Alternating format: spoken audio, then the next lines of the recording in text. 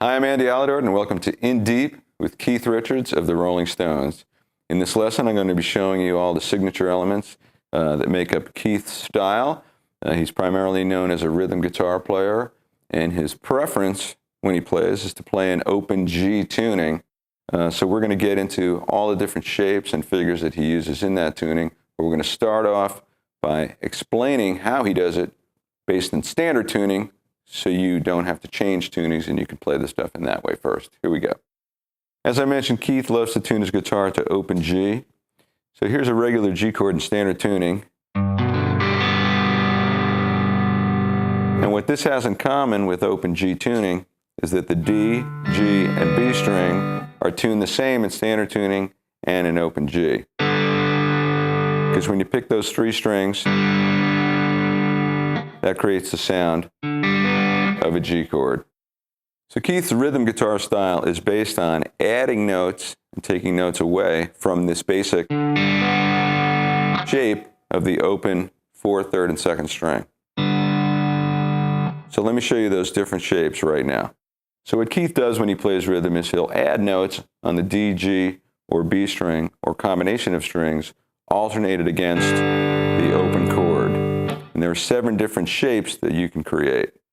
So let's start by just adding a note on the D string. We're going to go up to the 2nd fret of the D, and we're going to alternate that against the D string open. And that rhythm part is played like this.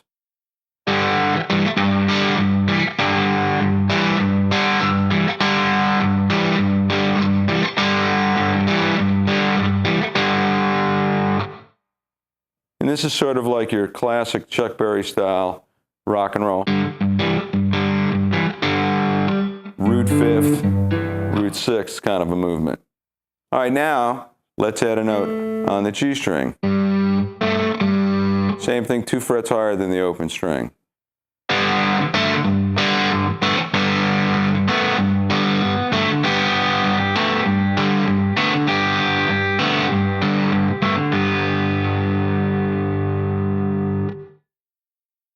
Now let's add one note on the B string, played in a similar rhythm. And this is 1 fret higher than the open string.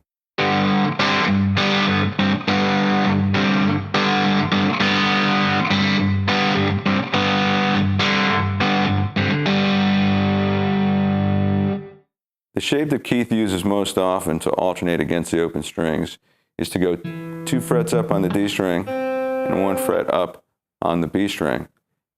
So you get this, alternating against, and that sounds like this.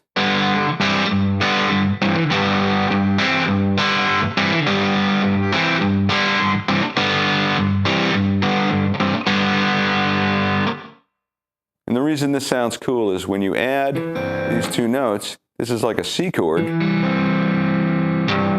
over a G root note. And then it goes back to a G chord. C is the 4th of G. So the sound is going from the 1 chord to the 4 chord to the 1 chord. You hear the nice sound of that resolution.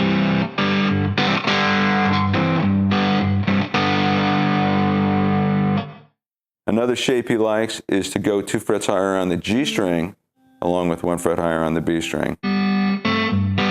So played in the same rhythm, that'll sound like this.